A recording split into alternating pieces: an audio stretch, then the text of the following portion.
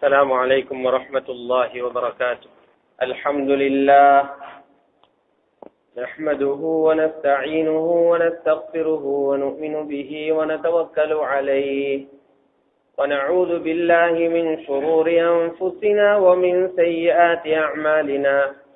من يهده الله فلا مضل له ومن يضلل فلا هادي له. أشهد أن لا إله إلا الله وحده لا شريك له وأشهد أن سيدنا ونبينا ومولانا محمدا عبده ورسوله صلى الله وسلم وبارك على نبينا محمد وعلى آله وصحبه وسلم تسليما كثيرا كثيرا. أما بعد فأعوذ بالله من الشيطان الرجيم. بسم الله الرحمن الرحيم. وأذن في الناس بالحج يأتوك رجالا وعلى كل ضامر يأتين من كل فج عميق ليشهدوا منافع لهم ويذكروا اسم الله في أيام معلومات على ما رزقهم من بهيمة الأنعام فكلوا منها وأطعموا البائس الفقير.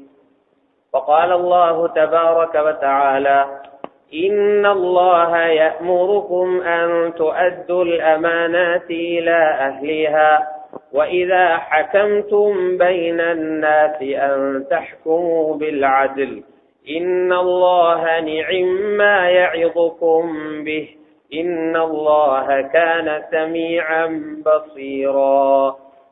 صدق الله العظيم. قال النبي صلى الله عليه وآله وسلم: أد الأمانة إلى من ائتمنك ولا تخن من خانك. وقال عليه الصلاة والسلام أيضا: آية المنافق ثلاث: إذا حدث كذب وإذا وعد أخلف وإذا اؤتمن خان وفي رواية وإذا خاصم فجر أو كما قال رسول الله صلى الله عليه وسلم. رواه البخاري. صدق رسول الله صلى الله عليه وسلم. எல்லா புகழும் புகழ்ச்சியும் அகிலத்தையே படைத்து பரிபாலிக்கும் ஏகவல்லோன் அல்லாஹ் ஜல்ல ஷானுவுக்கு உரித்தாகும். ஸலவாத்தும் சலாமும் எமது உயிரிலும் இனிய சையதுனா முஹம்மது ஸல்லல்லாஹு அலைஹி வஸல்லம் அன்னவர்கள் மீதும் அவர்களது குடும்பத்தார்கள், பரிசுத்த மனைவிமார்கள், உத்தம சஹாபாக்கள், தாபிஈங்கள், தபவு தாபிஈங்கள் மற்றும் எல்லா முஃமினான முஸ்லிமான ஆண்கள் பெண்கள் அனைவர்கள் மீதும் கியாமத் வரை உண்டாவதாக. கண்ணியத்துக்குரிய அல்லாஹுடைய நல்லடியார்களே, அல்லாஹு சுப்ஹானஹு வ தஆலாவினால் ஏவப்பட்ட ஏவல்களை எடுத்து நடப்பதன் மூலமாகவும் அவனால் விளக்கப்பட்ட அனைத்து விலக்கல்கள் இருந்தும் தவிர்ந்து விலகி நடந்து கொள்வதன் மூலமாகவும் தக்வாவுடைய வாழ்க்கையை கடைபிடிக்கும்படி வசியத்து செய்து கொள்கின்றேன். கண்ணியத்துக்குரிய அல்லாஹுடைய நல்லடியார்களே, முழு உலகில் உள்ள முஸ்லிம்களுடைய உள்ளங்களும் அந்த முஸ்லிம்களுடைய நெஞ்சி எந்த காபாவை நோக்கி திருப்பப்படுகிறதோ அந்த காபாவை நோக்கி எல்லோருடைய உள்ளங்களும் திரும்பி இருக்கின்ற காலம்தான் இந்த ஹஜ்ஜுடைய காலம். உலகளாவிய முஸ்லிம்கள் அவர்களுக்கு வசதி இருந்ததோ இல்லையோ, அவர்களுடைய கையில் அதற்குரிய பண வசதிகளும் உடலில் சக்தியும் இருந்ததோ இல்லையோ, அந்த புனிதமான ஆலயத்திலே போய் புனிதமான ஹஜ்ஜுடைய கடமையை நிறைவேற்ற வேண்டும் என்று மனங்கள் துடிக்கக்கூடிய ஒரு காலம்தான் இந்த துல்காதாவுடைய மாதம். ஹஜ்ஜாஜிகள் அனைவர்களும் மக்காவை நோக்கி புறப்படுகிறார்கள். எங்களுடைய நாட்டிலிருந்தும் எங்களுடைய ஊரில் இருந்தும் சில நேரம் எங்களுடைய வீடுகளில் இருந்தும் ஹாஜிகள் அந்த மக்காவை நோக்கி புறப்பட்டு விட்டார்கள் அல்லது புறப்பட தயாராக இருக்கின்றார்கள். அல்லாஹுடைய நல்லடியார்களே, யாரெல்லாம் புறப்படுகின்றார்களோ அவர்களுக்குரிய சட்ட திட்டங்கள் எல்லாம் அந்தந்த நிறுவனங்களின் ஊடாக அல்லது அந்தந்த அமைப்புகளின் ஊடாக தெளிவுபடுத்தப்பட்டிருக்கிறது. இருந்தாலும் அல்லாஹுடைய அந்த ஆலயத்தை நோக்கி ஹஜ்ஜாஜிகளை அல்லாஹு சுப்ஹானஹு வ தஆலா அழைப்பதற்கு ஒரு முக்கியமான காரணம் இருக்கிறது. ரப்புல் இஸ்ஸத் அல்லாஹ் ஜல்ல ஷானுஹு எந்த ஒரு வணக்கத்தையும் அனைத்து மக்களும் குறிப்பிட்ட ஒரு இடத்துக்கு போய் தான் நிறைவேற்ற வேண்டும் என்ற கட்டாயத்தை ஏற்படுத்தியது கிடையாது. யாரும் கலிமா சொல்லுவதற்கு மக்காவுக்கு போக வேண்டும் என்ற நிர்பந்தம் கிடையாது. உலகத்தில் எங்கு கலிமா சொன்னாலும் அவர் முஸ்லீமாக மாறிவிடுவார். யாரும் தொழுவதற்கு மக்காவுக்கு போக வேண்டிய அவசியம் கிடையாது. நோன்பு பிடிப்பதற்கோ ஜகாத்து கொடுப்பதற்கோ யாரும் மக்காவுக்கு போக வேண்டிய அவசியம் கிடையாது. இஅ்திகாஃப் இருப்பதற்கு யாரும் மக்காவுக்கு போய்தான் இஅ்திகாஃப் இருக்க வேண்டும் என்ற அவசியம் கிடையாது. ரப்புல் இஸ்ஸத் அல்லாஹ் ஜல்ல ஷானுஹு செல்வந்தர்களை மாத்திரம் எங்கே அழைக்கின்றான்? ஹஜ்ஜுடைய கடமையை நிறைவேற்றுவதற்கு மக்காவுக்கு வந்துதான் ஆக வேண்டும் என்று வலியுறுத்துகிறார். உலகத்தில் வேறு எந்த ஒரு பிரதேசத்திலும், உலகத்தில் எந்த ஒரு பகுதியிலும், அது மதீனாவாக இருக்கட்டும், மஸ்ஜிதுல் அக்ஸாவாக இருக்கட்டும், அல்லது அல்லாஹ்வினால் புனிதப்படுத்தப்பட்ட வேறு ஒரு பிரதேசமாக இருக்கட்டும், எந்த ஒரு பிரதேசத்திலும் இந்த ஹஜ்ஜுடைய கடமையை யார் நிறைவேற்றினாலும் அது அல்லாஹ்விடத்தில் கபூலாக ஆகாது. ஏன் இந்த அடியார்களை மக்காவுக்கு ரப்புல் இஸ்ஸத் கூப்பிட வேண்டும் என்றால், மக்காவை விடவும் பூமி என்ற அடிப்படையிலே மிகவும் செழிப்பான பிரதேசங்கள் உலகத்தில் இருக்கும் போது, ஐரோப்பாவிலே பல பகுதிகள் இருக்கும் போது, அமெரிக்காவிலே பல பகுதிகள் இருக்கும் போது, ஆஸ்திரேலியாவிலும் ஆசியாவிலும் பல பகுதிகள் இருக்கும் போது, இந்த பரந்த பாலைவனமும் உஷ்ணமும் நிறைந்த அந்த மக்காவுக்குள் அல்லாஹ் ஏன் இந்த ஹாஜிகளை அழைக்க வேண்டும்? அல்லாஹுடைய நல்லடியார்களை ரப்புல் இஸ்ஸத் அல்லாஹ் ஜல்ல ஷானுஹு சில வணக்கங்களை செய்ய வைத்து அவர்களுக்கு ஹாஜி என்ற பட்டத்தை கொடுப்பதற்காக அவர்களை கூப்பிடவில்லை.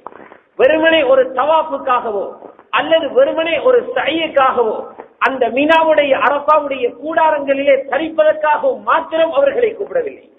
ரப்புல் இஸ்ஸத் அல்லாஹ் ஜல்ல ஷானுஹு கூப்பிடுவதற்கு ஒரு முக்கியமான காரணம் இருக்கிறது. குர்ஆனிலே அல்லாஹ் அதனை தெளிவுபடுத்துகின்றான். ஹஜ்ரத் இப்ராஹிம் அலைஹிஸ்ஸலாத்து வஸ்ஸலாம் அவர்கள் மூலமாக அல்லாஹ் தன்னுடைய காபாவை கட்ட வைக்கின்றான். மஸ்ஜிதுடைய ஒரு மஸ்ஜிதை கட்டுவது என்பது அல்லாஹ் ரப்புல் இஸ்ஸத் அதனை சாதாரண மனிதர்களிடம் வாங்கியது கிடையாது. உலகத்தில் உள்ள அனைத்து மஸ்ஜிதுகளுக்கும் சுமாராக 46 லட்சம் மஸ்ஜிதுகள் உலகத்தில் இருப்பதாக கூறப்படுகிறது. இந்த மஸ்ஜிதுகள் அனைத்துக்கும் தலைமை வகிக்கக்கூடிய மஸ்ஜிதுகள் 3. அதிலே ஒன்றுதான் அல்லாஹுடைய காபாவுடைய ஆலயம், இரண்டாவது மஸ்ஜிது நபவி, மூன்றாவது மஸ்ஜிதுல் அக்ஸா. இந்த 3 பள்ளிவாசல்களையும் நிர்மாணிப்பதில் வெறும் பணம் மட்டுமல்ல, தன்னுடைய நேரத்தையும் உடலையும் பயன்படுத்தியது நபிமார்கள். காபாவை கட்டுவதற்கு அல்லாஹ் பயன்படுத்தியது ஹஜ்ரத் இப்ராஹிம் அலைஹிஸ்ஸலாத்தை. அவருடைய பணமும் உத்தரவும் மட்டுமல்ல, நேரடியாக ஒரு மேசனாக இறங்கி அந்த மஸ்ஜிதை கட்டுகிறார். மஸ்ஜிது நபவியுடைய கட்டுமான பணியில் ஈடுபட்டவர் ஹஜ்ரத் முஹம்மது ஸல்லல்லாஹு அலைஹி வஸல்லம். பணத்தை கொடுத்துவிட்டு ஒதுங்கவில்லை, அதிலே கற்களை தூக்கி கொடுக்கின்ற பணியிலும் ஹஜ்ரத் முஹம்மது ஸல்லல்லாஹு அலைஹி வஸல்லம் ஈடுபடுகிறார். மஸ்ஜிதுல் அக்ஸாவுடைய நிர்மாண பணியில் நேரடியாக ஈடுபடுகிறார்கள் ஹஜ்ரத் சுலைமான் அலைஹிஸ்ஸலாத்து வஸ்ஸலாம். அல்லாஹ் தன்னுடைய நபிமார்கள் தனக்கு மிக நெருக்கமான அடியார்களை வைத்துத்தான் அவனுடைய பள்ளிவாசல்களை உருவாக்குகிறான். இவ்வாறு உருவாக்கப்பட்ட அந்த காபாவுடைய ஆலயம் கட்டப்பட்டதற்கு பின்னால் ரப்புல் இஸ்ஸத் அல்லாஹ் தன்னுடைய நபிக்கு சொல்லுகிறார், முழு உலகத்தில் உள்ள மக்களையும் இந்த மஸ்ஜிதுக்கு வரும்படி அழைப்பு கொடுங்கள். வஅஸ்ஸிம் பின்னாஸி பில் ஹஜ், வஅஸ்ஸிம் பின்னாஸி பில் ஹஜ். மக்களை இந்த ஆலயத்துக்கு வந்து ஹஜ் செய்ய வரும்படி அழைப்பு கொடுங்கள் இப்ராஹிமே என்று அல்லாஹ் தஆலா குறிப்பிடுகிறார். நீங்கள் அழைப்பு கொடுப்பீர்கள் என்று சொன்னால் அந்த அழைப்பை மக்களிடத்தில் கொண்டு போய் சேர்ப்பது என்னுடைய பணி. அன்று இது போன்ற ஊடகங்கள் கிடையாது, சப்தங்களை மக்களுக்கு ஒளிபரப்புவதற்குரிய சாதனங்கள் கிடையாது.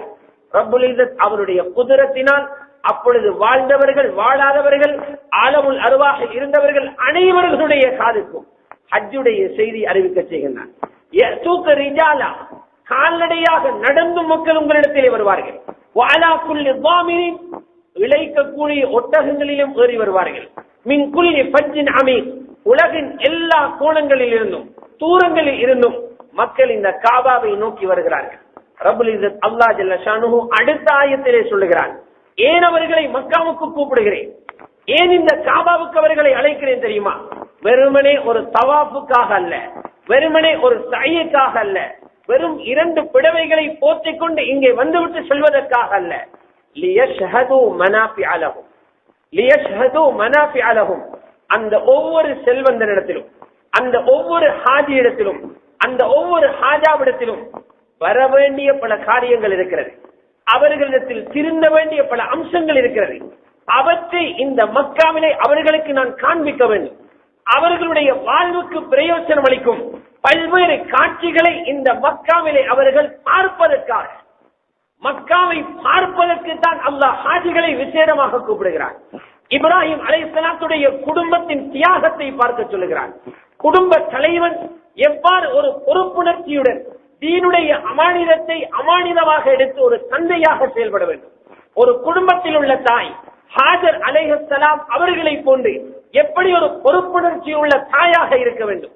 குழந்தைகள் எவ்வாறு அமானிதம் பேணும் குழந்தைகளாக, அல்லாஹ்வுடைய அச்சமுள்ள குழந்தைகளாக, ரப்புடைய உத்தரவு வரும்போது உயிரையும் கொடுக்க தயாராகும் குழந்தைகளாக வளர்க்கப்பட வேண்டும் என்ற உலகில் ஒரு சிறந்த சமுதாயத்தை உருவாக்குவதற்கு ஒரு குடும்பம் அஸ்திவாரம் விட வேண்டும். அந்த குடும்பம் எவ்வாறு அமைய வேண்டும் என்பதை காண்பிப்பதற்காகத்தான் அல்லாஹ் ரப்பல் இஸ்ஸத் ஹாஜிகளை எங்கே கூப்பிடுகிறான்.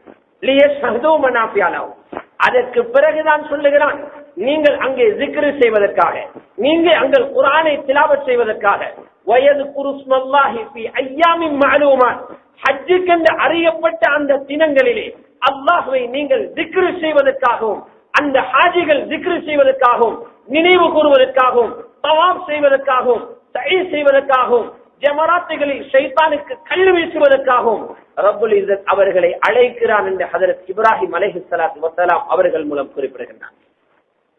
அல்லாஹ்வுடைய நல்லடியார்களே, அப்படியான படிப்பினைகளை அடைந்து கொள்வதற்காக, அப்படியான பாடங்களை பெற்றுக் கொள்வதற்காக ஹாஜிகள் அங்கே போகின்றார்கள். ரப்புல் இஸ்ஸத் அல்லாஹ் ஜல்ல ஷானுஹு அங்கு சில இடங்களை நிறுவி இருக்கிறார். மாற்றுவதற்கு அனுமதி கொடுக்கவில்லை. அந்த இடங்களை காட்சிக்குரிய இடங்களாக வைக்கிறார். படிப்பினை புரிய கண்ணுடன் பார்ப்பவர்களுக்கு அதிலே படிப்பினை கொடுப்பதற்காக சில இடங்களை ரப்பு வைத்திருக்கிறார். மக்காமு இப்ராஹிமை வைத்திருப்பது வெறுமனே ஒரு கல்லை தொட்டு முகர்வதற்காக அல்ல. மக்காமு இப்ராஹிமை வைத்திருப்பது ஒரு தகப்பனுடைய பணியை அந்த தகப்பனுக்கு நினைவூட்டுவதற்காக.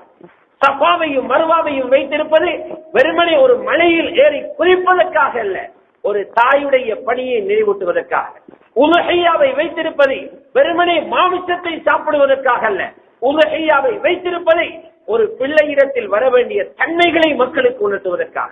ரப்புல் இஸ்ஸத் அல்லாஹ் குறிப்பிடுகிறார், ذَلِكَ وَمَن يُعَظِّمْ شَعَائِرَ اللَّهِ فَإِنَّهَا مِن تَقْوَى الْقُلُوبِ. யாரெல்லாம் ரப்புடைய நினைவு சின்னங்களை மதிப்புடன் நோக்குகிறார்களோ, ரப்பு சில நினைவு சின்னங்களை இந்த ஹஜ்ஜிலே வைத்திருக்கிறார். وَمَن يُعَظِّمْ شَعَائِرَ اللَّهِ, யார் அந்த ஷிஆர்களை மகத்துவப்படுத்துகிறார்களோ, கண்ணியமான கண்ணுடன் பார்க்கிறார்களோ, அவர்களுடைய உள்ளத்தில் இருக்கும் தக்வாவின் வெளிப்பாடுதான். பயம் உள்ளவர்கள் தான் காபாவை பார்த்து பயன் பெறுவார்கள். பயம் உள்ளவர்கள் தான் சஃபா மர்வாவை பார்த்து பயன் பெறுவார்கள். அல்லாஹ்வுடைய அன்புள்ளவர்கள் தான் மக்காம் இப்ராஹிமை பார்த்து பயன்படுவார்கள். ஷஆயிர் என்ற வார்த்தையை ரப்புல் இஸ்ஸத் பயன்படுகிறார். சொல்லுகிறான் ரப்புல் இஸ்ஸத் அல்லாஹ் ஜல்ல ஷானுஹு, இன்ன ஸஃபா வல் மர்வத மின் ஷஆயிரில்லாஹ், இன்ன ஸஃபா வல் மர்வத மின் ஷஆயிரில்லாஹ். நிச்சயமாக ஸஃபா என்ற மலையும் மர்வா என்ற மலையும் இது ரெண்டும் மலைகள் மட்டுமல்ல, அல்லாஹ்வுடைய நினைவு சின்னங்களில் இரண்டு சின்னங்களாக அல்லாஹ் வைத்திருக்கிறார். மகாம் இப்ராஹிம் ومن دخله كان آمنا, மகாம் இப்ராஹிமை ரப்புல் இஸ்ஸத் வைத்திருக்கிறான். அந்த மகாம் இப்ராஹிம் தெளிவான அத்தாட்சிகளில் ஒரு அத்தாட்சியாக இருக்கிறது என்பதாக குர்ஆனிலே தெளிவுபடுத்துகிறான். அல்லாஹ்வுடைய நல்லடியார்களே, இப்படியான பல்வேறு படிப்பினைகளையும் பாடங்களையும் பெறுவதற்காகத்தான் ஹாஜிகளை அந்த மக்கா நகருக்கு அல்லாஹ் அழைக்கின்றான். இந்த ஹாஜிகளிடத்தில் ரப்புல் இஸ்ஸத் அல்லாஹ் ஜல்ல ஷானுஹு இரண்டு கர்மங்களை எதிர்பார்க்கின்றான். ஒன்று, அந்த ஹாஜிகள் அவர்களுடைய எண்ணம் சீராக அமைய வேண்டும்.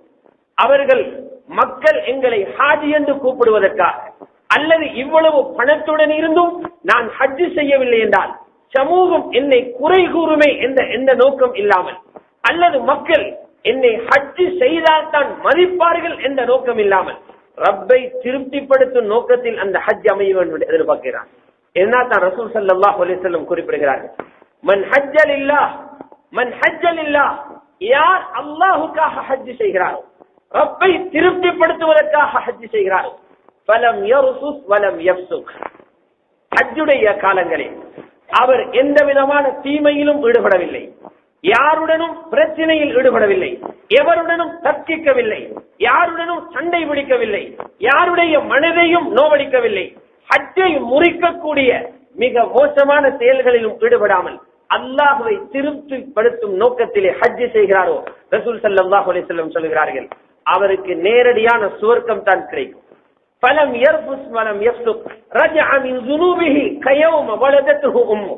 அவர் தன்னுடைய பாவங்களில் இருந்து எப்படி மீட்சி பெறுவார் என்று சொன்னால், அன்று பிறந்த பாலகனை போன்று அனைத்து பாவங்களும் மன்னிக்கப்பட்டவராக அவர் ஊருக்கு திரும்புகிறார் என்று ரசூல் ஸல்லல்லாஹு அலைஹி வஸல்லம் சொல்கிறார்.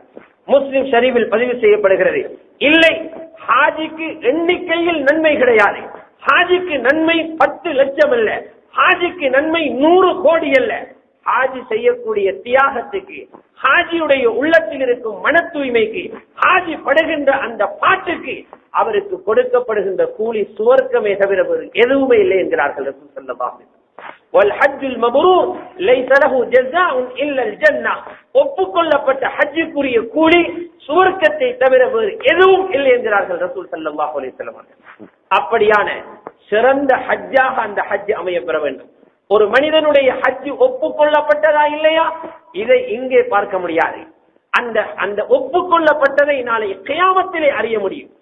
ரசூல் ஸல்லல்லாஹு அலைஹி வஸல்லம் சஹாபி சையதுனா அப்துல்லாஹ் இப்னு அப்பாஸ் ரலியல்லாஹு தஆலா அவர்கள் குறிப்பிடுகிறார்கள், மினாவிலே போய் ஹாஜிகள் கல்லு வீசுகிறார்கள், 3 தூண்களுக்கு கல்லு வீசுகிறார்கள். ஆனால் அவர்கள் எரியக்கூடிய கல்லுகள் எல்லாம் கபூலாகுவது கிடையாது. எல்லோருடைய கல்லும் கீழே விழுவது கிடையாது. மா துகுபில மின்ஹா ருஃபிஅ வமா லம் யுதகப்பல் சுரிக். சொன்னார்கள் இப்னு அப்பாஸ் ரலியல்லாஹு தஆலா, யாருடைய ஹஜ் அல்லாஹ்வினால் ஏற்றுக்கொள்ளப்பட்டிருக்கிறதோ அவர்கள் வீசக்கூடிய கல்லை வானவர்கள் வானத்துக்கு உயர்த்துகிறார்கள், வானத்துக்கு உயர்த்தப்படுகிறது. யாருடைய ஹஜ் நிராகரிக்கப்படுகிறதோ அவர்களுடைய கல்லுதான் அங்கே விழுந்திருக்கிறது. சொன்னார்கள் இப்னு அப்பாஸ் ரலியல்லாஹு தஆலா, அப்படி இல்லை என்றால் எல்லோரும் வீசுகின்ற கல்லு அங்குதான் விழுகிறது என்ற வாதத்தை முன்வைப்போம் என்றிருந்தால், மினாவுடைய 2 மலைகளுக்கும் நடுவில் உள்ள பகுதிகள் இவ்வளவு காலமும் வீசிய கற்களினால் நிறைந்து போயிருக்கும். வலவுலா தாலிக் லஸத்த மா பைனல் ஜபலைன், அந்த 2 மலைகளுக்கும் மத்தியில் உள்ள பகுதியை இந்த கற்கள் அடைத்து விட்டிருக்கும் என்று இப்னு அப்பாஸ் ரலியல்லாஹு தஆலா அவர்கள் குறிப்பிடுகிறார்கள். அல்லாஹ்வுடைய நல்லடியார்களே, ஆகவே ஒரு மனிதனுடைய ஹஜ் ஏற்றுக்கொள்ளப்பட்டிருக்கிறது என்பதற்கு சில அடையாளங்களை அல்லாஹ் உலகத்தில் வைத்திருக்கிறார். இமாம் நவவி ரஹ்மத்துல்லாஹி அலைஹி அவர்கள் குறிப்பிடுகிறார்கள், ஒரு மனிதர் சிரமப்பட்டு பல லட்சம் ரூபாய்களை செலவழித்து அதற்காக காத்திருந்து போட்டி போட்டு பல பேருக்கு மத்தியில், பல நோய்களுக்கு மத்தியில், பிறந்த மண்ணை விட்டு பிரிந்து, தொழில்களை விட்டு, குடும்பத்தை விட்டு, மனைவி மக்களை விட்டு பிரிந்து தியாகம் செய்யும் இந்த ஹஜ் அல்லாஹ்விடத்தில் ஏற்றுக்கொள்ளப்பட்டதா இல்லையா என்பதை அவர் திரும்பி வந்த பின்புதான் பார்க்க வேண்டும். எப்படி பார்ப்பது? அவர் ஊரிலிருந்து போகும்போது என்னென்ன பிழையான காரியங்களில் ஈடுபட்டாரோ, அவருடைய குணம் மோசமாக இருந்தது, பிழையான தொழில்களில் இருந்தார், வட்டியில் இருந்தால், ஏமாற்றத்தில் இருந்தால், பொய் சொல்லி வியாபாரம் செய்யும் பழக்கம் அவரிடத்தில் இருந்தது, உடை சீராக இல்லை, நடை சீராக இல்லை, மனைவிடத்தில் மாற்றம் இல்லை, பிள்ளைகளிடத்தில் மாற்றம் இல்லை. இப்படியான இந்த மோசமான விடயங்கள் எல்லாம் ஹஜ்ஜில் இருந்து வந்த பிறகு ஒரு திருத்தத்துக்கு வந்திருக்கிறது என்றால், இபாதத்திலே திருத்தம், பேச்சிலே திருத்தம், மக்களுடைய அஹ்லாக்கிலே திருத்தம், மனைவி மக்களோடு நடந்து கொள்கின்ற விடையிலே திருத்தம், எல்லா விடயத்திலும் ஒரு மாற்றம் தெரிகிறது என்றால் இவருடைய ஹஜ் ஒப்புக்கொள்ளப்பட்டிருப்பதற்கு அறிகுறியாகும் என்று ஹஜ்ரத் இமாம் நவவி ரஹ்மத்துல்லாஹி அலைஹி அவர்கள் குறிப்பிட்டிருக்கிறார்கள். அல்லாஹ்வுடைய நல்லடியார்களே, அது ஹஜ்ஜாஜிகள் பேண வேண்டிய சில முக்கியமான அம்சங்கள். அல்லாஹ்வுடைய நல்லடியார்களே, ஹஜ்ஜிக்கு போகாத நாங்கள் சிந்திக்க வேண்டிய ஒரு முக்கியமான விஷயம்தான், அல்லாஹ் ரப்பல் இஸ்ஸத் இந்த உலகத்தில் எங்கள் யாரையும் பொறுப்பற்றவர்களாக அனுப்பியது கிடையாது. யாருமே இந்த மஜ்லிஸில் உட்கார்ந்தவர்களோ இல்லாதவர்களோ, இங்கே வந்திருக்கக்கூடிய ஆண்களோ அல்லது வீட்டிலே இருக்கக்கூடிய பெண்களோ, யாருமே நாங்கள் பொறுப்புக்கு உட்பட்டவர்கள் அல்ல. பொறுப்பாளிகள் வேறு சிலர் இருக்கிறார்கள், அவர்கள் தான் அதனை செய்ய வேண்டும். நாங்கள் எந்த ஒரு காரியத்துக்கும் பொறுப்பில்லை என்று ஒதுங்கிவிட முடியாது என்கிறார்கள் ரசூல் ஸல்லல்லாஹு அலைஹி வஸல்லம். ஒவ்வொரு ஆணையும் ரப்பு பொறுப்பாகத்தான் அனுப்பியிருக்கிறான். ஒவ்வொரு பெண்ணையும் ஏதோ ஒரு அமானிதத்தை சுமத்தித்தான் அல்லாஹ் அனுப்பியிருக்கிறான். ரசூல் ஸல்லல்லாஹு அலைஹி வஸல்லம் குறிப்பிடுகிறார்கள். ஆயிஷா ரலியல்லாஹு தஆலா அன்ஹா அவர்கள் குறிப்பிடும் இந்த ஹதீஸ் புகாரியில் பதிவு செய்யப்படுகிறது. சொன்னார்கள் நபி ஸல்லல்லாஹு அலைஹி வஸல்லம், அலா குல்லுக்கும் ராய், அலா குல்லுக்கும் ராய். அலா என்ற வார்த்தையை பயன்படுத்துவதே முக்கியமான ஒரு காரியத்தை செய்யும் போது, முக்கியமான ஒரு விடயத்தை அறிவிக்கும் போது எல்லோரும் கவனமாக கேட்க வேண்டும் என்பதற்காக அறிந்து கொள்ளுங்கள் மக்களே, அறிந்து கொள்ளுங்கள் மக்களே, நீங்கள் ஒவ்வொருவர்களும் பொறுப்பாளிகள். குல்லுக்கும் ராய், நீங்கள் ஒவ்வொருவர்களும் பொறுப்பாளிகள். யாரும் மற்றவருக்கு விரல் நீட்ட முடியாது. அவர்தான் பொறுப்புதாரி, இவர்தான் பொறுப்புதாரி என்று சொல்லி இவர் ஒளிந்து கொள்ள முடியாது. நீங்கள் ஒவ்வொருவர்களும் அவரவருடைய பொறுப்பை எவ்வாறு செய்தீர்கள் என்று விசாரிக்கப்படுவீர்கள். அப்படி சொன்னாலே மனிதர்கள் விளங்கெடுக்க மாட்டார்கள் என்பதற்காக ரசூல் ஸல்லல்லாஹு அலைஹி வஸல்லம் அவர்கள் விரிவாக சொல்ல ஆரம்பிக்கிறார்கள். சொன்னார்கள் ரசூல் ஸல்லல்லாஹு அலைஹி வஸல்லம், "வர்ரஜுலு ராஇன் ஃபீ பைத்திஹி வஹுவ மஸ்ஊலுன் அன் ரஇயத்திஹி." ஒரு ஆணை பொறுத்தவரையில் அவருடைய வீட்டில் நடைபெறும் அனைத்துக்கும் அவர் பொறுப்பு. ஒரு ஆணை பொறுத்தவரையில், குடும்ப தலைவரை பொறுத்தவரையில், தந்தையை பொறுத்தவரையில் அவருடைய வீட்டுக்குள் நடைபெறும் அனைத்துக்கும் அவர் பொறுப்பு சொல்ல வேண்டும். எனக்கு தெரியாது என்று மழுப்ப முடியாது. நான் வீட்டிலே இருக்கவில்லை என்று சொல்லி மழுப்ப முடியாது. நான் சொல்லி பார்த்தேன் அவர்கள் கேட்கவில்லை என்று மழுப்பி விட முடியாது. பொறுப்பு சொல்லித்தான் ஆக வேண்டும். அல்லாஹ் ரப்பல் இஸ்ஸத் நீங்கள் நடந்து கொண்ட விதத்தை பற்றி உங்களிடத்தில் விசாரிக்கத்தான் இருக்கின்றான். அந்த ஆணுடைய பொறுப்பை எவ்வாறு செய்தார் என்று அல்லாஹ் விசாரிக்கத்தான் போகிறார். பெண்ணை அல்லாஹ் விட்டு வைக்கவில்லை.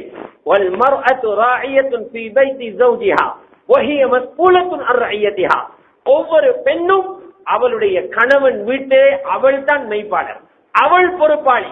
வீட்டுடைய உள் விவகாரம், வீட்டுக்குள்ளே ஏற்படுத்தப்பட்ட சூழல், வளர்க்கப்படுகின்ற பிள்ளைகள், கணவன் கொண்டு வந்து கொடுத்த பொருட்கள், இவைகள் அனைத்துடைய அமானிதத்தை பேணுவதும் அந்த மனைவியுடைய பொறுப்பாகும். அதிலே அவள் பிழை செய்திருந்தால், தவறு செய்திருந்தால், குற்றம் செய்திருந்தால் ரப்புல் இஸ்ஸத் அல்லாஹ் கியாமத்தில் நிச்சயமாக விசாரிக்கத்தான் போகிறார்.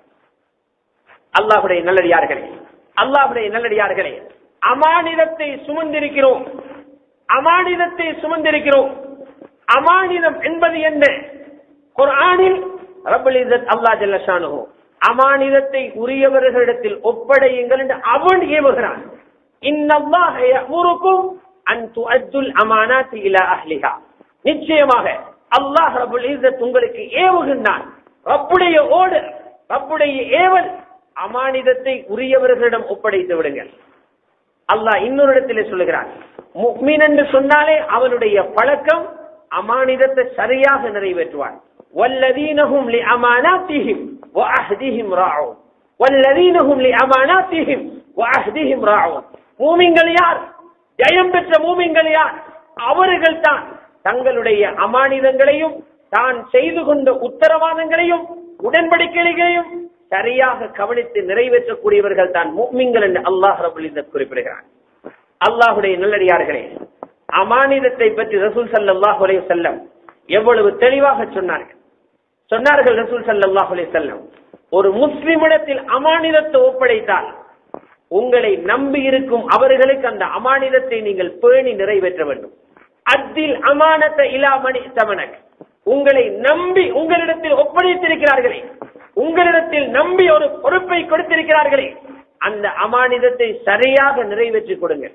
ரசூல் ஸல்லல்லாஹு அலைஹி வஸல்லம் சொன்னார்கள், உங்களுக்கு ஒருவன் துரோகம் செய்தான், உங்களுக்கு ஒருவன் அநியாயம் செய்தான், திருப்பி நீங்கள் அநியாயம் செய்ய போக வேண்டாம், நீங்கள் அவனுக்கு துரோகம் செய்ய போக வேண்டாம். துரோகிக்கும் நீங்கள் அமானிதத்தை பேணத்தான் வேண்டும். வலா தகுன் மன் கான, உங்களுக்கு துரோகம் செய்தவருக்கு நீங்கள் துரோகம் செய்யக்கூடாது என்றார்கள் ரசூல் ஸல்லல்லாஹு அலைஹி வஸல்லம் அவர்கள். ஆனால் அமானிதம் என்ற வார்த்தையை உபயோகிக்கும் போது எங்களுடைய சிந்தனைக்கு வருவது பணம் தான். எல்லோரும் அமானிதம் என்ற வார்த்தையை பணத்துடன் நிறுத்திக் கொள்கிறார்கள். கடன் எடுத்துவிட்டு கொடுப்பது மட்டும்தான் அமானிதம் என்று நினைக்கிறார்கள். கடனை உரிய நேரத்தில் கொடுங்கள், ஒரு பொருளை எடுத்தால் உரிய நேரத்தில் கொடுங்கள், இதை மட்டும்தான் அநேகமான மக்கள் அமானிதமாக நினைத்துக் கொண்டிருக்கிறார்கள். அமானிதம் என்பது அப்படியல்ல. அமானா என்ற வார்த்தையை நாம் ஆழமாக சிந்திப்போம் என்றால் எமது அன்றாட வாழ்க்கையில் சம்பந்தப்படுகின்ற 100% விஷயங்கள் அமானிதத்தை சார்ந்தவை. அமானிதத்தை மோசடி செய்பவர்களுக்கு என்னென்ன எச்சரிக்கைகள் குர்ஆனிலும் ஹதீஸிலும் சொல்லப்பட்டிருக்கிறதோ இந்த விடயங்களில் மோசடி செய்பவர்களும் அந்த குற்றத்தில் அகப்படத்தான் போகிறார்கள். அல்லாஹ்வுடைய நல்லடியார்களே, அல்லாஹ் ரப்பல் இஸ்ஸத் எங்களுக்கு தந்திருக்கிற உறுப்புகள் அமானிதம். கண்ணொரு அமானிதம், காதொரு அமானிதம், கையொரு அமானிதம், உடலில் என்னென்ன உறுப்புகள் இருக்கிறதோ அனைத்துக்கும் அமானிதமாக ரப்பு கொடுத்திருக்கிறார். இந்த உறுப்புகளை யாருமே ரப்புக்கு காசு கொடுத்து வாங்கியது கிடையாது.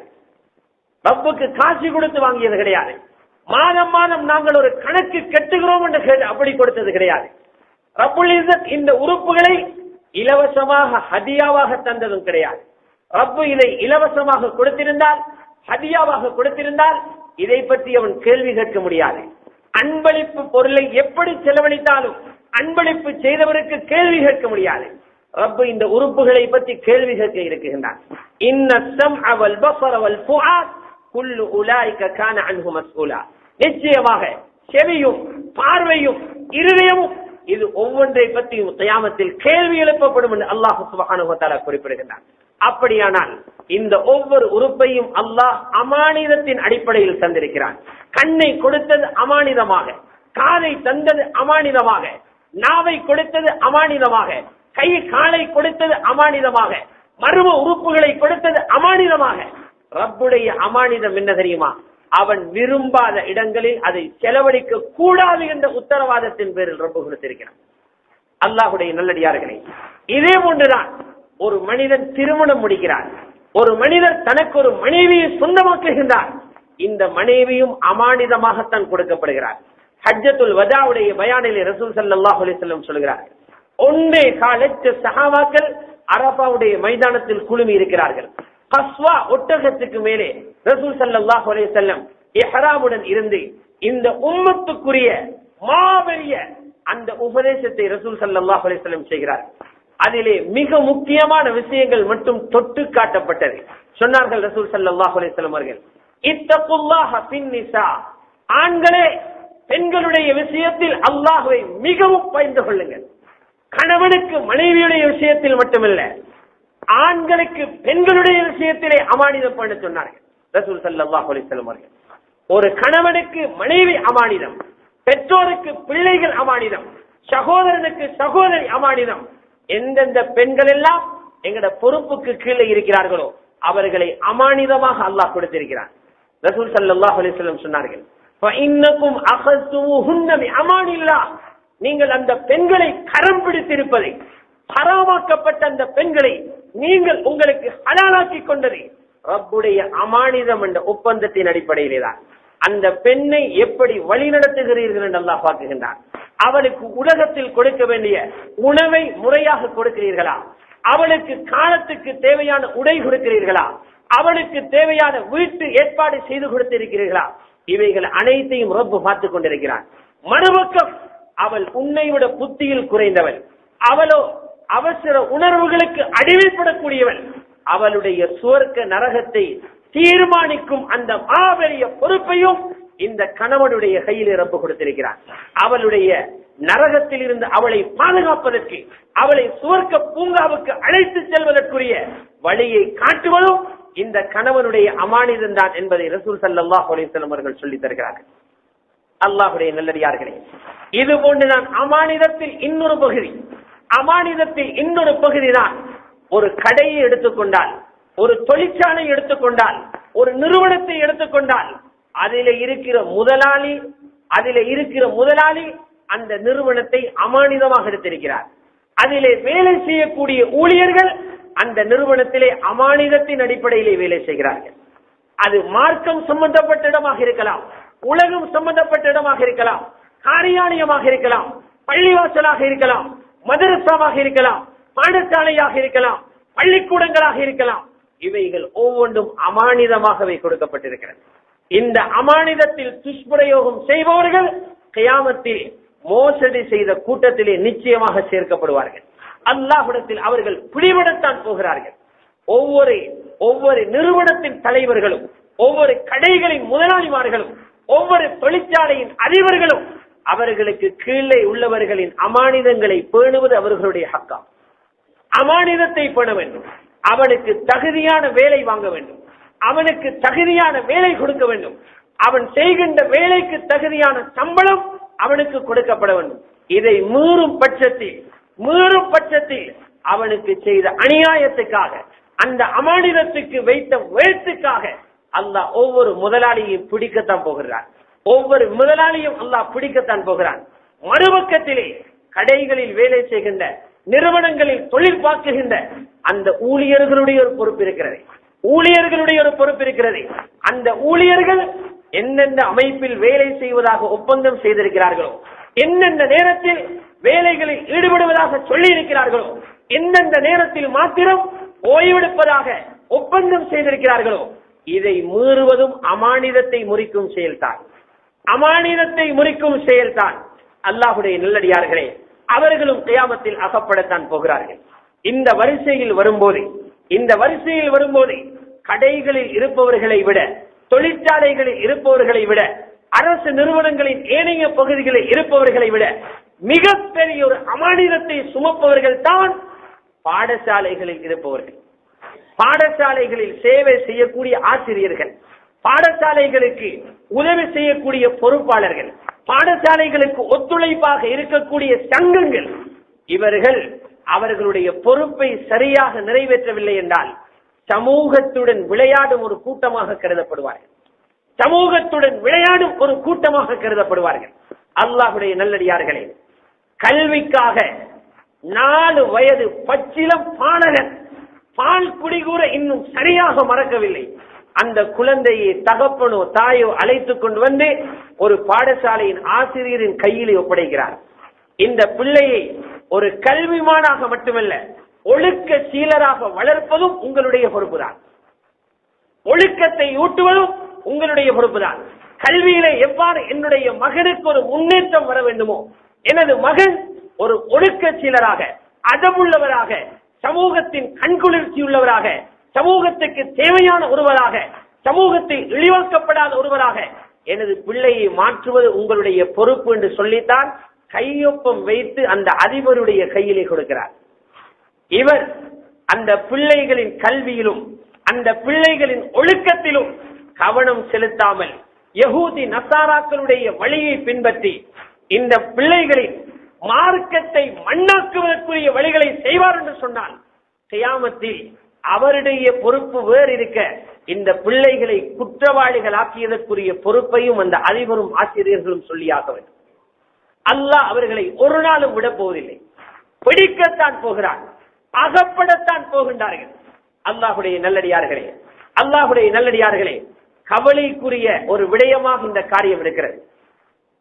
கல்வி நிறுவனம் என்று வரும்போது கல்வி ஒரு பக்கம் இருக்கிறது, ஒழுக்கம் இன்னொரு பக்கம் இருக்கிறது. இந்த ரெண்டும் இணைந்தால் தான் அவன் ஒரு மனிதனாக உருவாக முடியும். வெறும் கல்வியிலே பெருபேர் எடுக்கிறான், ஒழுக்கம் அவனுக்கு கொடுக்கப்படவில்லை என்றால் ஒரு நாளும் அவன் ஒரு உருப்படியான ஆகுமான ஒரு மனிதனாக ஆக முடியாது. அல்லாஹ் ரப்புல் இஸ்ஸத் தன்னுடைய ரசூல் ஸல்லல்லாஹு அலைஹி வஸல்லம் அவர்களுடைய இந்த 2 பகுதிகளையும் அவனே பொறுப்படுத்தி செய்தான். ரசூலுல்லாஹ்வுடைய கல்வியின் ஆசானும் அல்லாஹ் தான், ரசூலுல்லாஹ்வுடைய ஒழுக்கத்தின் ஆசானும் அல்லாஹ் தான்.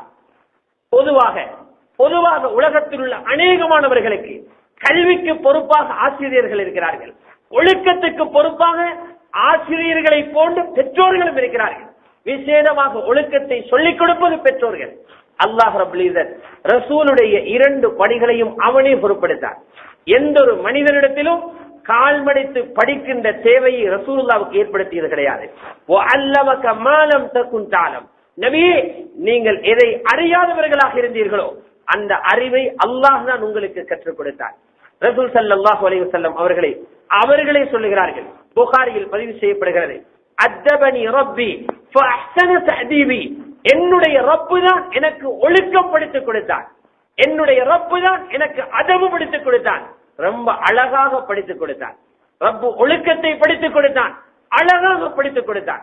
அல்லாஹ்வுடைய நல்லடியார்களே, விசேடமாக அரசாங்க பாடசாலைகளையும் சர்வதேச பாடசாலைகளையும் ஏன் விழித்து கூறுகிறோம் என்றால், இன்று கல்வி அரசியல் மயப்படுத்தப்பட்டிருக்கிறது.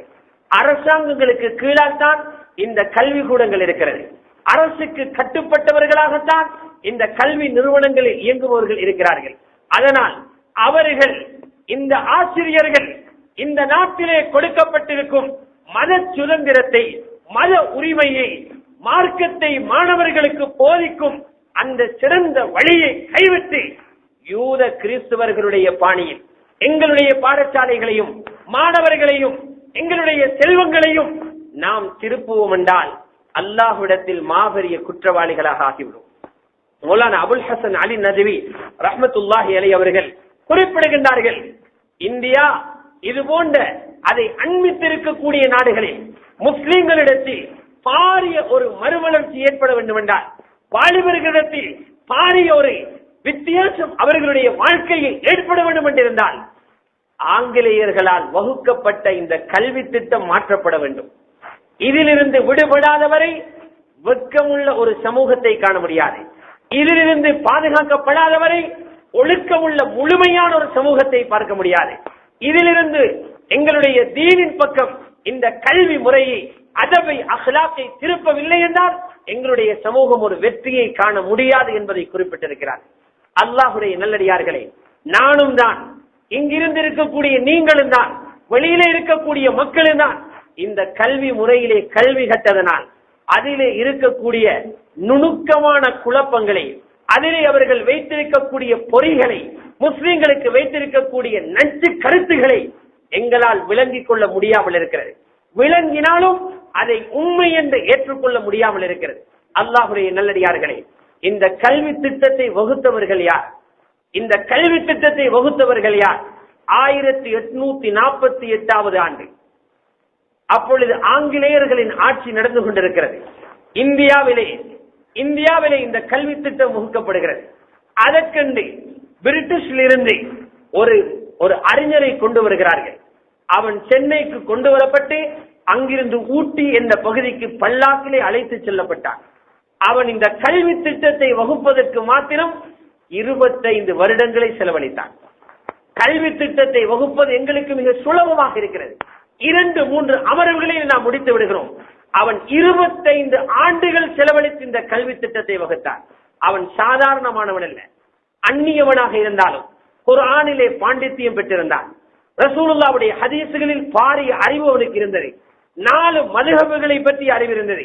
முஸ்லிம்களில் இருக்கும் ஒவ்வொரு பிரிவினரை பற்றி அறிவிருந்தது. ஒவ்வொரு ஊரிலே உள்ள மக்களுடைய கலாச்சாரம் என்ன, மரபுகள் என்ன என்பதை விளங்கி வைத்திருந்தான். இவ்வளவு ஒரு அனுபவம் பெற்ற ஒருவனை வைத்துத்தான் இந்த கல்வி முறை அறிமுகப்படுத்தப்பட்டது. அவன் கடைசியாக இந்தியாவிலிருந்து விடைபெற்று செல்லும் போது சென்னையில் அவன் பேசிய ஒரு பேச்சுதான் முஸ்லிம்களுக்கு எவ்வளவு பாரிய ஒரு அச்சுறுத்தலாக இது இருக்கிறது என்பதை உணர்த்தியது. அந்த கூட்டத்தில் அவன் பேசும்போது சொன்னான், இந்த கல்வி திட்டத்துக்கு அமைவாக எந்த மதத்தை சேர்ந்த, எந்த நாட்டை சேர்ந்த எவர் கல்வி கற்றாலும் அவருடைய தோலும் நிறமும் மட்டும் இந்தியாவாக இருக்கும். அவருடைய முழு விருப்பமும் வாழ்க்கையும் ஆங்கிலேயனை ஒத்ததாக இருக்கும், ஆங்கிலேயனை விரும்பக்கூடியதாக இருக்கும் என்று சொன்னார். அதே கல்வி முறைதான். புத்தகங்கள் மாற்றப்பட்டாலும், பெயர்கள் மாற்றப்பட்டாலும் அதே கல்வி முறைதான் இன்று வரை இருக்கிறது. அதிலிருந்து மீண்டு எங்களுடைய சமூகத்தை பாதுகாக்க முடியாத ஒரு சூழலில் இருக்கிறோம். அல்லாஹ்வுடைய நல்லடியார்களே, அவர்கள் வைத்த ஒரு மாபெரிய பொறிதான் கலவன் பாடசாலைகளை ஏற்படுத்தியது. கலவன் பாடசாலை என்று வரும்போது சிலர் நினைக்கிறார்கள் மாணவர்கள் மட்டும் கலந்திருப்பதுதான் கலவன் பாடசாலை என்று. இல்லை, தனியாக மாணவர்கள் ஆண்கள் மட்டும் இருக்கிறார்கள், இங்கே பெண்கள் மட்டும் இருக்கிறார்கள். ஆனால் படித்துக் கொடுக்கும் ஆசிரியர்கள் அவர்கள் ஆண்களும் பெண்களும் கலந்திருந்தால் அதுவும் கலவன் பாடசாலை தான். இதுவும் ஒரு துரோகம் தான், இதுவும் ஒரு அநியாயம் தான். என்ன செய்ய? நாட்டின் நடைமுறை எங்களை அதிலிருந்து தப்ப முடியாமல் எங்களை போட்டு இறுக்கி வைத்திருக்கிறது. கலர நினைத்தாலும், ஒதுங்க நினைத்தாலும், தப்பிக்க நினைத்தாலும் அதிலிருந்து தப்ப முடியாத ஒரு சூழலை யூதர்கள் உருவாக்கிவிட்டார்கள். அல்லாஹ்வுடைய நல்லடியார்களே, சிந்திக்க வேண்டிய ஒரு காலம். ரசூல் ஸல்லல்லாஹு அலைஹி வஸல்லம் அவர்கள் கலவனுடைய விஷயத்தை எவ்வளவு பாரமாக அழுத்தி சொன்னார்கள். பெற்றோர்களை பார்த்து ரசூல் ஸல்லல்லாஹு அலைஹி வஸல்லம் பேசுகிறார்கள். முஸ்னத் அஹ்மதிலே பதிவாகிறது, முரு அவுலாதக்கும் பிஸ்ஸலாத்தி வஹும் அப்னாஉ 7 சினீன். உங்களுடைய பிள்ளைகளுக்கு 7 வயது நிரம்பும் போது பிள்ளைகளுக்கு தொழுகையை ஏவுங்கள். அந்த ஏவல் புத்தகத்தில் எழுதுவதல்ல, கரும்பலகையில் எழுதி காட்டுவதல்ல, கொப்பியில் எழுதி காட்டுவதல்ல. 7 வயது உள்ளவனுக்கு கற்பிக்கும் முறை உங்களுடைய வாழ்க்கையினால் கற்பியுங்கள். நீங்கள் தொழும்போது 7 வயது மகன் பக்கத்தில் நிற்க வேண்டும். ஒரு தாய் தொழும்போது 7 வயது மகள் அவனுக்கு பக்கத்தில் இருக்க வேண்டும். உது செய்யும் போது பக்கத்தில் இருக்க வேண்டும். ஓதும் போது பக்கத்தில் இருக்க வேண்டும். உங்களுடைய வாழ்க்கையினால் அவர்களுக்கு முன்மாதிரி காண்பிக்க வேண்டும். 10 வயது நிரம்புகிறது, இன்னும் உங்களுடைய மகன் தொழப் பழகவில்லை, இன்னுமே அவனுக்கு தொழுகின்ற பழக்கம் உருவாகவில்லை. 3 வருட செயல் ரீதியான பயிற்சி கொடுத்தும் அவன் பொடுபோக்காக இருக்கிறானா, உயிர் கொல்லி தலங்களுக்கு படாத முறையில் அடித்து அவனை தொலை வையுங்கள் என்று ரசூல் ஸல்லல்லாஹு அலைஹி வஸல்லம் அவர்கள் சொல்லிவிட்டு என்ன சொன்னார்கள் தெரியுமா? பெற்றோர்களுக்கு சொன்ன ஆக முக்கியமான ஒரு புத்திமதிதான், வஃபர்ரிகு பைனஹும் ஃபில் மபாஜி, வஃபர்ரிகு பைனஹும் ஃபில் மபாஜி. அந்த பிள்ளைகளை தூங்கும் இடங்களில் பிரித்து வையுங்கள் என்கிறார்கள் ரசூல் ஸல்லல்லாஹு அலைஹி வஸல்லம். உங்களுடைய மகன் தான், உங்களுடைய மகள் தான், இருவருமே உங்களுடைய இரத்தத்தினால் பிறந்தவர்கள். ஒரே விருப்பில், ஒரே அறையில், ஒரே படுக்கையில் இவ்வளவு காலமும் உறங்கினார்கள். 10 வருடம் பிந்தி விட்டதா? அவர்கள் இருவரும் இரத்த உறவில் இருந்தாலும் இருவரையும் பிரித்து வைங்கள், கலவன் கூடாது என்கிறார்கள் ரசூல் ஸல்லல்லாஹு அலைஹி வஸல்லம். தாய் தந்தையர் தான் பிள்ளைகளின் விடயத்தில் அதிகூடிய கவனம் செலுத்தும் பொறுப்பாளிகள். அவர்களுக்கு முன்னாலேயே கலவனுக்கு இவ்வளவு பெரிய எச்சரிக்கை என்று சொன்னால், அவர்களுடைய நேரடி கண்காணிப்பு இல்லாத இடங்களில் கல்வி என்ற பெயரில், வகுப்புகள் என்ற பெயரில், அல்லது இன்னும் ஏதோ ஒரு பெயரில் இந்த வயது வந்த ஆண்களும் பெண்களும் ஒன்றாக கலந்திருப்பதை ரசூல் ஸல்லல்லாஹு அலைஹி வஸல்லம் பார்த்திருந்தால் என்ன சொல்லி இருப்பார்கள் என்பதை நாங்கள் ஊகித்துக் கொள்ள முடியும். இவ்வளவு பயங்கரமான சிறுவர்களின் சிறுமிகளின் வெட்கத்தை சிறு வயதிலிருந்தே பறித்து ஃபர்தாவுடைய காலம் வரும்போதே, மஹரம் பேண வேண்டிய காலம் வரும்போதே, அஜ்னபி மஹரம் அந்த பேண வேண்டிய காலம் வரும்போதே அவர்களுடைய உள்ளத்திலிருந்து வெட்க உணர்வை கலத்திவிடும் இந்த பயங்கர பாதக செயலை யூதர்கள் சூசகமாக ஏற்படுத்தி அந்த வலையிலே நாங்கள் சிக்கிக் கொண்டிருக்கிறோம். அல்லாஹ்வுடைய நல்லடியார்களே, பொறுப்புள்ளவர்கள், அந்த துறையை சார்ந்தவர்களுடைய அமானிதம் இருக்கிறது. நீங்கள் மௌத்தாக முன்னால், நீங்கள் அந்த பதவிகளை விட்டு விலகுவதற்கு முன்னால் இந்த விடயத்தில் பாரிய கவனம் செலுத்த வேண்டும். இந்த நாட்டில் உள்ள அரசு எங்களுக்கு தந்திருக்கக்கூடிய சுதந்திரத்தை பயன்படுத்தி ஒரு முஸ்லிம் பாடசாலையை பார்க்கும் போது இது முஸ்லிம் பாடசாலை என்று தூரத்தில் இருந்து தெரிய வேண்டும். அது பெயர் பலகையால் அல்ல, கட்டடத்தை பார்த்தல்ல, அங்கிருக்கும் ஒவ்வொரு மாணவரை பார்க்கும் போது இஸ்லாமிய சின்னம் அவனுடைய தலையிலும் முகத்திலும் தெரிய வேண்டும். இதற்குரிய சுதந்திரம் இந்நாட்டில் கொடுக்கப்பட்டிருக்கிறது. அந்த சுதந்திரத்தை நாங்களே பறிகொடுத்து எங்களுடைய சுதந்திரங்களை பறிகொடுத்த எதிர்கால சமூகம் சாபமிடும் ஒரு கூட்டமாக நாங்கள் மாறிவிடக் கூடாது. பெண்கள் கல்லூரிகளை பார்க்கும் போது இது முஸ்லிம் பெண்கள் கல்லூரி என்ற ஒரு காட்சி அங்கே தெரிய வேண்டும். அங்கிருந்து வரும் ஒவ்வொரு மாணவியும் தனது உடலை முழுமையாக மறைத்த பிள்ளைகளாக வரும் காட்சி அங்கே தென்பட வேண்டும். இது எங்களுடைய நாட்டில் இல்லாமல் அல்ல, இப்படியான காட்சிகள் எங்களுடைய நாட்டின் பல பகுதிகளில் தென்படுகிறது. கிழக்கு மாகாணத்தில் ஒரு பெண்கள் பாடசாலையை பார்த்தோம். சுப்ஹானல்லாஹ், 1000க்கு மேற்பட்ட மாணவிகள்.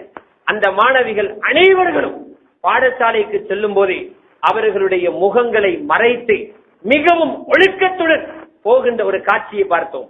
சட்டமாக அல்ல, அங்கே கற்பிக்கும் ஒரு ஆசிரியையின் உள்ளத்தில் ஏற்பட்ட ஒரு மாற்றம், அவள் செய்த உபதேசத்தின் பிரதிபலன் ஆயிரக்கணக்கான மாணவிகளின் வாழ்க்கையில் ஒரு மாற்றத்தை அது ஏற்படுத்தியது. இன்னும் தென் மாகாணத்திலும் இதே போன்ற முயற்சிகள் செய்யப்பட்டு பெண்கள் அவர்களை மறைத்துக் கொண்டு பாடசாலைக்கு செல்லும் அந்த மிகப்பெரிய மாற்றத்தை அல்லாஹ் சுப்ஹானஹு வ தஆலா உருவாக்கி கொண்டிருக்கிறார். ஆகவே இது கைகட்டி நின்று யாராவது செய்யட்டும் என்று வேடிக்கை பார்க்கும் ஒரு விடயமல்ல, அமானிதம். அந்தந்த பொறுப்புகளில் அமர்த்தப்பட்டவர்கள் சிந்திக்க வேண்டிய முக்கியமான பொறுப்பாகும். இதற்கு மிகப்பெரிய உதாரணம் தான் ஹஜ்ரத் உமர் இப்னு அப்துல் அசீஸ் ரஹ்மத்துல்லாஹி அலைஹி அவர்களுடைய குடும்பம். உமர் இப்னு அப்துல் அசீஸ் ரஹ்மத்துல்லாஹி அலைஹி அவர்கள் ஜனாதிபதியாக மக்களுடைய வற்புறுத்தலின் பிரகாரம் ஜனாதிபதியாக பதவியேற்றிருக்கிறார்கள், பைஅத் செய்திருக்கிறார்கள். ஜனாதிபதி என்பது நாட்டுக்கு பதில் சொல்ல வேண்டிய மாபெரிய ஒரு பொறுப்பு. இந்த நேரத்திலே உமர் இப்னு அப்துல் அசீஸின் 10 மகன்மார்களில் மூத்தவர் ஆசிம் அங்கே வருகிறார். ஒரு ஜனாதிபதியின் மகன் பதவி ஏற்றவுடன் வந்து எதை கோருவார் என்று நமக்கு தெரியும். ஆனால் உமர் இப்னு அப்துல் அசீஸின் மகன் வந்து என்ன கோரினார் தெரியுமா? தகப்பனே, இந்த அரசாங்க களஞ்சிய சாலைகளில் மக்களிடம் அநியாயமாக வசூலிக்கப்பட்ட பொருள்களும் பறிமுதல் செய்யப்பட்ட நிறைய சொத்துகளும் இருக்கிறது, அதை உரியவர்களை தேடி கொடுக்கவில்லையா என்று கேட்கும் போது உமர் இப்னு அப்துல் அசீஸ் ரஹ்மத்துல்லாஹி அலைஹி சொல்கிறார்கள், ரொம்ப களைப்படைந்திருக்கிறேன், நான் கொஞ்சம் ஓய்வெடுத்த பின்பு அக்காரியத்தை செய்யலாம் என்று சொல்லும் போது ஆசிம் கேட்ட கேள்வி என்ன தெரியுமா? ஓய்வெடுக்கும் வரை இந்த உலகத்தில் இருப்பீர்கள் என்று யார் உங்களுக்கு உத்தரவாதம் கொடுத்தது? அதற்கிடையில் நீங்கள் மரணித்தால் இந்த அமானிதத்தை செய்யக்கூடிய சந்தர்ப்பம் கிடைத்தும் நீ செய்யாமல் மரணித்தாய் என்று அல்லாஹ் உங்களிடத்தில் கேட்டால் என்ன பதில் சொல்ல போகிறீர்கள் என்று கேட்கும் போது உமர் இப்னு அப்துல் அசீஸ் ரஹ்மத்துல்லாஹி அலைஹி அவர்கள் எழுந்து மகனை கட்டி அணைக்கிறார்கள். சொல்லுகிறார்கள், இது போன்ற ஒரு சந்ததியை அல்லாஹ் எனக்கு ஏற்படுத்திய அந்த ரப்புக்கு எல்லா புகழும் என்று அவர்கள் புகழுகிறார்கள். இப்னுல் ஜௌசி ரஹ்மத்துல்லாஹி அலைஹி அவர்கள் சீரத்து உமர் இப்னு அப்துல் அசீஸ் என்ற கிதாபில் இந்த சரித்திரத்தை பதிவு செய்கிறார்கள். அல்லாஹ்வுடைய நல்லடியார்களே, ஆழமாக சிந்தனை செய்யுங்கள். யூதர்கள் எந்த இடத்தில் முஸ்லிம்களுக்கு எதிரான சதிகளை தூண்டிவிட்டு குளிர்காய முடியுமோ, முஸ்லிம்கள் பாதிக்கப்படுவதை பார்த்து சிரிக்க முடியுமோ, அனைத்தையும் செய்து அவர்கள் சிரித்து பார்த்துக் கொண்டிருக்கிறார்கள்.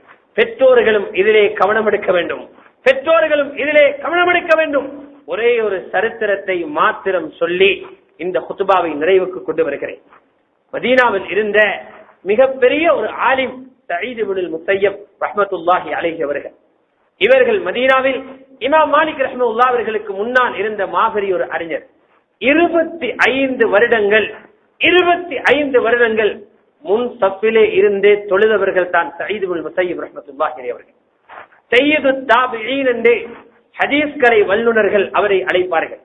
ஒரு பெரும் செல்வந்தன் சயீத் இப்னுல் முஸையப், ஒரு பெரும் செல்வந்தன். அவருடைய மனைவியும் வசதியான ஒரு குடும்பத்தில் உள்ளவர். இவர்களுக்கு அழகான ஒரு மகள்.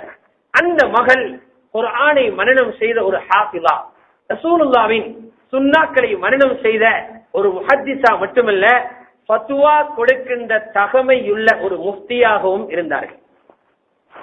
இவரின் சிறப்பை கேள்விப்பட்ட ஹலீஃபா அப்துல் மலிக் இப்னு மர்வான் அவருடைய மகன் வலீதுக்கு திருமணம் பேசி அனுப்புகிறார் ஒரு தூதுவரை.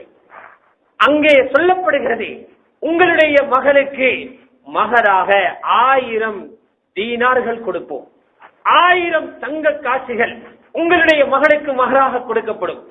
20 தங்க காசுகள் இருக்கும் போதே ஜகாத் கடமையாகிறது என்றால் 1000 தங்க காசுகள் எவ்வளவு பெரிய ஒரு செல்வத்தை ஏற்படுத்தும்.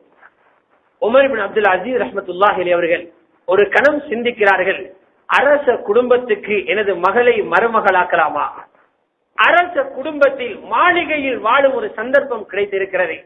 உமர் இப்னு அப்துல் அசீஸ் ஹஜ்ரத் சயீத் இப்னுல் முஸையப் ரஹ்மத்துல்லாஹி அலைஹி அவர்கள் ஒரே அடியாக அந்த கோரிக்கையை மறுக்கிறார்கள்.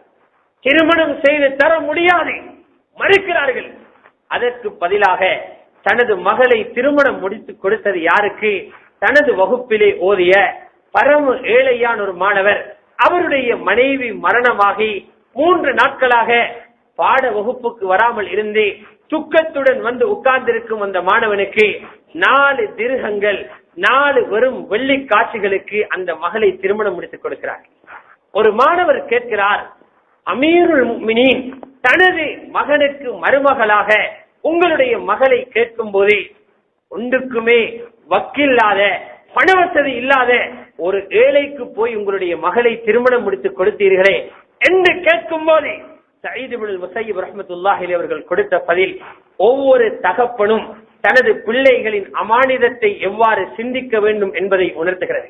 சொன்னார்கள், எனது பிள்ளையை நான் ஹலாலான உணவு கொடுத்து வளர்த்தேன், குர்ஆனை கொடுத்தேன், ஹதீஸை கொடுத்தேன், ஷரியத்தை கொடுத்தேன், நல்ல அஹ்லாக்கை படித்துக் கொடுத்தேன்.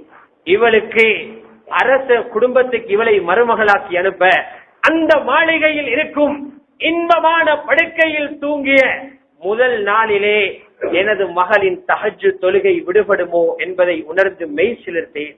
அமானிதத்துக்கு மோசடி செய்ய நான் விரும்பவில்லை என்று சயீத் இப்னுல் முஸையிப் ரஹ்மத்துல்லாஹி அலைஹி அவர்கள் குறிப்பிட்ட இந்த செய்தி ஒவ்வொரு பெற்றோரும் கூட இந்த விடயங்களில் எவ்வளவு தூரம் கவனம் செலுத்த வேண்டும் என்பதை எங்களுக்கு உணர்த்துகிறது. இமாம் ஸஹபி ரஹ்மத்துல்லாஹி அலைஹி அவர்கள் சீரு அலாமின் நுபலாவில் இந்த சரித்திரத்தை பதிவு செய்கிறார்கள். அல்லாஹ் சுப்ஹானஹு வ தஆலா அவனுடைய தீனை தீனாக விளங்கி அஹ்லாக்குடன் நல்ல தன்மைகளுடன் இந்த உலகத்திலே வாழ்வதற்கு எங்கள் அனைவர்களுக்கும் கிருபை செய்வானாக. யா அல்லாஹ் எங்களுக்கு உண்மையை உண்மையாக விளங்கப்படுத்துவாயாக, அதை செயல்படுத்தும் பாக்கியத்தையும் தருவாயாக. பொய்யை பொய்யாகவே காட்டுவாயாக, அதிலிருந்து ஒதுங்கி நிற்கும் பாக்கியத்தையும் எங்களுக்கு நீ தந்தருள்வாயாக. உலகளாவிய முஸ்லிம்களை நீ பாதுகாப்பாயாக, இஸ்லாத்தையும் முஸ்லிம்களை நீ கௌரவப்படுத்துவாயாக. உனது தீன் இந்த பூமியில் பாதுகாக்கப்பட அனைத்து நுஸ்ரத்துகளையும் செய்வாயாக. யாரெல்லாம் இந்த தீனை கொச்சைப்படுத்த நினைக்கிறார்களோ, தீனின் காவலாளிகளை கேவலப்படுத்த நினைக்கிறார்களோ, அவர்களுக்கு ஹிதாயத் இருந்தால் அவர்களுக்கு நீ ஹிதாயத்தை கொடுப்பாயாக. யாருக்கு ஹிதாயத்து முடிவு செய்யப்படவில்லையோ இந்த பூமியிலிருந்து அவர்களை கிள்ளி வீசி விடுவாயாக. அவர்களுக்கு கொடுக்கின்ற தண்டனை கியாமத்து வரைக்கும் ஒரு படிப்பினைக்குரிய தண்டனையாக கொடுப்பாயாக. முழு உலகில் உள்ள எல்லா மக்களும் பார்த்து பயப்படுகின்ற அளவுக்கு விபரத்துள்ள ஒரு தண்டனையாக அந்த தண்டனையை நீ கொடுப்பாயாக. முஸ்லிம்களுக்கு எதிராக உள்ளும் புறமும் என்னென்ன சூழ்ச்சிகள் செய்யப்படுகிறதோ அனைத்து சூழ்ச்சிகள் இருந்து முஸ்லிம்களை நீ பாதுகாப்பாயாக. அப்பாவி முஸ்லிம்களுடைய உயிர்களை பாதுகாப்பாயாக, மானங்களை பாதுகாப்பாயாக, முஸ்லிம் பெண்களுடைய கற்புகளை பாதுகாப்பாயாக, முஸ்லிம்களுடைய இரத்தங்களை பாதுகாப்பாயாக, முஸ்லிம்களுடைய சொத்து செல்வங்களை பாதுகாப்பாயாக. எந்தெந்த அதிகாரிகள் முஸ்லிம்களுக்கு பொறுப்பாக இருக்கிறார்களோ முஸ்லிம்களின் விடயத்தில் இரக்கமாக நடந்து கொள்ளும் நல்லவர்களாக நீ அவர்களை மாற்றுவாயாக. ஆமீன்.